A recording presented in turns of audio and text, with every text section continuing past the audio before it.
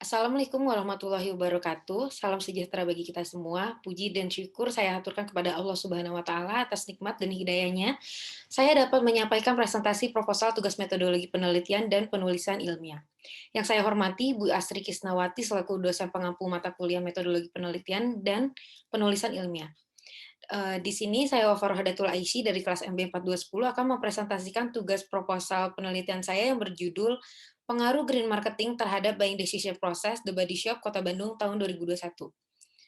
Penelitian ini dilatar belakangi data Kementerian Lingkungan Hidup dan Kehutanan atau KLHK mengakui bahwa pada tahun 2020 total produksi sampah nasional mencapai 67,8 juta ton. Yang artinya ada sekitar 185.750 ton sampah setiap harinya dihasilkan oleh 270 juta penduduk, atau setiap penduduk memproduksi sekitar 0,68 kilogram sampah per hari. Angka tersebut meningkat dibandingkan tahun-tahun sebelumnya. Pada tahun 2018, produksi sampah nasional sudah mencapai 64 juta ton dari 267 juta penduduk. Sampah-sampah tadi pada akhirnya berkontribusi besar, menambah makin menggunungnya timbunan di tempat-tempat pembuangan, akhir atau yang biasa disebut TPA. Belakangan ini, kebanyakan konsumen telah sadar bahwa perilaku pembelian mereka mempunyai dampak langsung terhadap timbulnya berbagai masalah lingkungan. Konsumen beradaptasi dengan situasi baru yang mengancam ini dengan cara mempertimbangkan isu-isu lingkungan ketika mereka belanja. Cara-cara yang dilakukan misalnya mengecek apakah produk, yang ia beli mengandung bahan yang dapat dia didaur ulang dan hanya membeli barang yang merupakan produk ramah lingkungan. Hal tersebut didukung oleh beberapa penelitian, seperti penelitian Philip yang menyatakan bahwa 87% orang dewasa di Amerika Serikat prihatin terhadap lingkungan, alam dan 80% percaya bahwa untuk mendapatkan lingkungan untuk dapat melindungi lingkungan, diperlukan suatu perubahan besar dalam gaya hidup. Lain lagi, kepedulian dan kesadaran akan lingkungan, dan kesehatan telah merubah cara pandang dan pola hidup dari manusia dan para pelaku usaha. Hal ini ditunjukkan pada perubahan pola pendekatan bisnis yang mulai mengarah usaha dengan pendekatan aktivitas bisnis berbasis kelestarian lingkungan. Semakin pentingnya pelestarian dicetuskan ol se semakin pentingnya semakin pentingnya, pelestarian dicetuskan oleh adanya kekhawatiran besar dengan kemungkinan terjadinya bencana lingkungan hidup yang mengancam. Bukan hanya kesehatan, namun juga kelangsungan hidup manusia dan keturunannya. Dengan adanya keinginan masyarakat akan keramahan lingkungan, maka pentingnya bagi pemasar atau marketer untuk memanfaatkan sumber daya, secara efisien tanpa limbah serta untuk mencapai kesuksesan suatu perusahaan.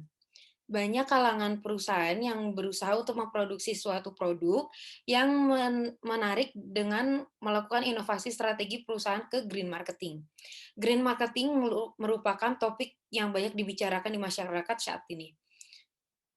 Banyak perusahaan yang berpendapat bahwa green marketing merupakan sebuah ide yang bagus dan berpotensi untuk, ke depannya, serta menerapkan sistem green marketing, guna meningkatkan penjualan.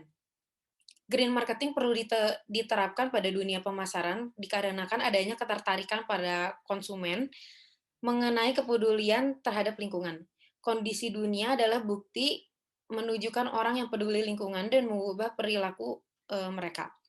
Green marketing saat ini merupakan peluang besar untuk menerapkan strategi-strategi, pemasaran tertentu. Adapun kondisi ideal yang seharusnya terjadi adalah kesadaran lingkungan telah merubah cara pandang dan pola pikir dari manusia dan para pelaku usaha terutama di Indonesia. Salah satu pendekatan yang dilakukan perusahaan adalah dengan menggunakan kesadarannya terhadap lingkungan karena akhir-akhir ini konsumen menjadikan green marketing sebagai salah satu bahan pertimbangan dalam membeli produk kebutuhannya.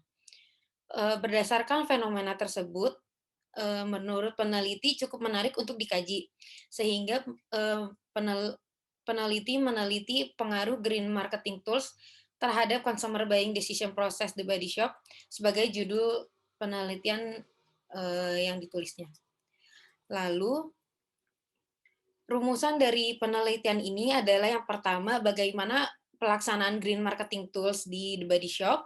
Lalu yang kedua, bagaimana green marketing tools mempengaruhi keputusan pembelian produk The Body Shop.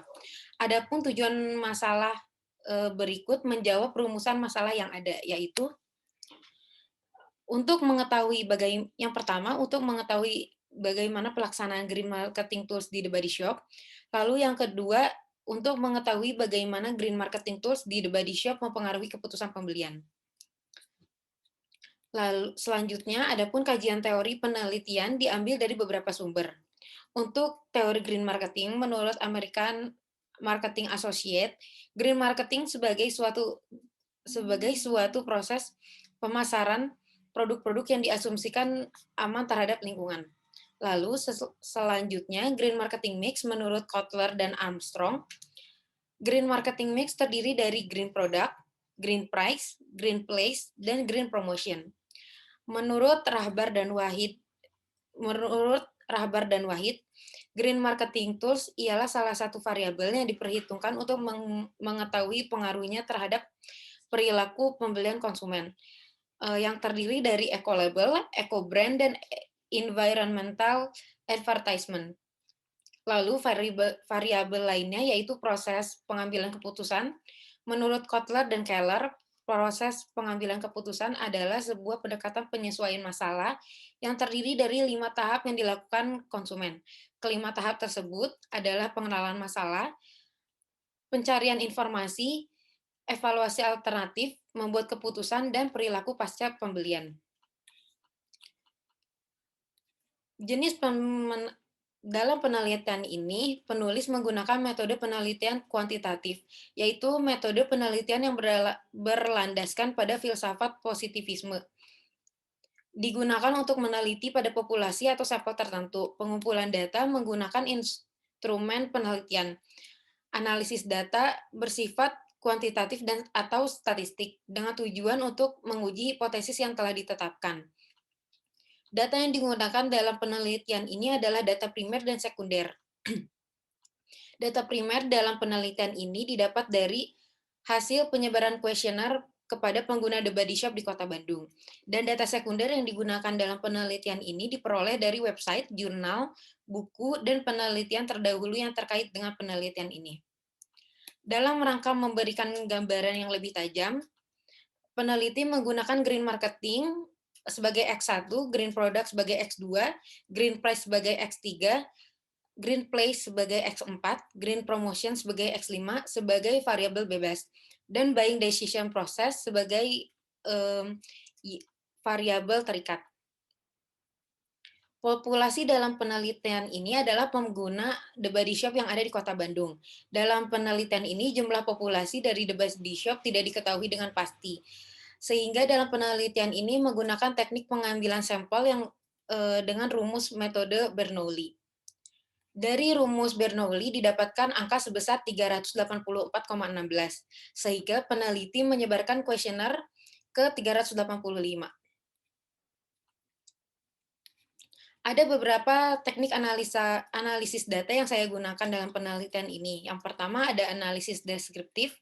Analisis deskriptif digunakan untuk menafsirkan data-data dan keterangan yang telah diperoleh dari responden dengan cara mengumpulkan, menyusun, dan mengklasifikasi data-data tersebut agar diketahui bagaimana pengaruh green marketing terhadap proses keputusan pembelian produk The Body Shop.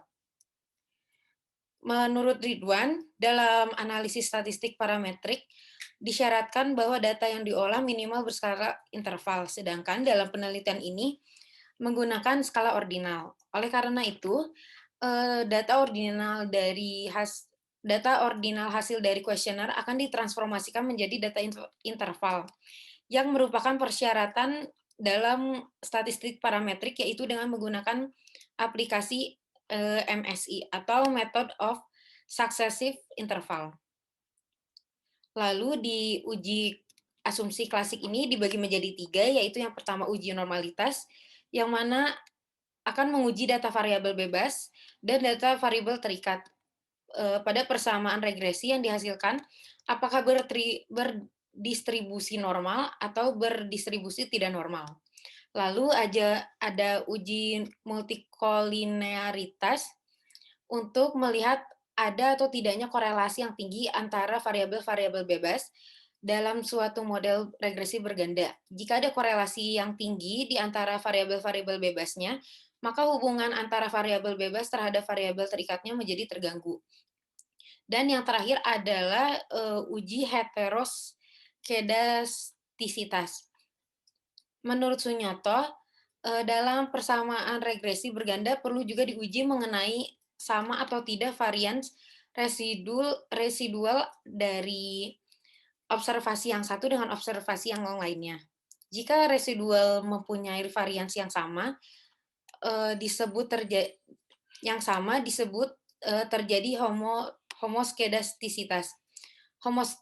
Homoskedastisitas datanya cenderung lebih seragam atau tidak bervariasi karena selisihnya kecil. Sedangkan heteroskedastisitas datanya cenderung tidak seragam atau sangat bervariasi karena selisihnya besar. Sebelum menutup presentasi saya ingin mengutip pernyataan dari John F. Kennedy. Beliau mengatakan, jangan tanya apa yang bisa negara lakukan untukmu, tapi bertanyalah apa yang bisa kamu lakukan untuk negaramu. Sekian presentasi saya. Wassalamualaikum warahmatullahi wabarakatuh.